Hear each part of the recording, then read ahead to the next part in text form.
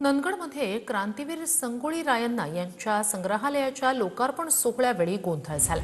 खानापूरचे आमदार विठ्ठल हलगेकर यांनी व्यासपीठावरून भाषणाची सुरुवात मराठीत केल्यानं गोंधळ झाला। उपस्थित कन्नड संघटनांच्या कार्यकर्त्यांनी भाषणादरम्यानच आरडाओरड करत भाषण रोखण्याचा प्रयत्न केला। कर्नाटकचे मुख्यमंत्री सिद्धरामय्या यांच्या उपस्थितीत घडलेल्या या प्रकारामुळे सीमा भागातील मराठी भाषिकांच्या अस्मितेला पुन्हा ठेच पोहोचली। क्रांतीवीर संगोळी रायण्णा ಅವರಿಗೆ ಕಿತ್ತೂರು ಚೆನ್ನಮ್ಮನ ಅವರಿಗೆ खानापूर या क्षेत्रामध्ये पवित्र असं क्षेत्र म्हणजे नंदगड वीरभूमी आणि या ठिकाणी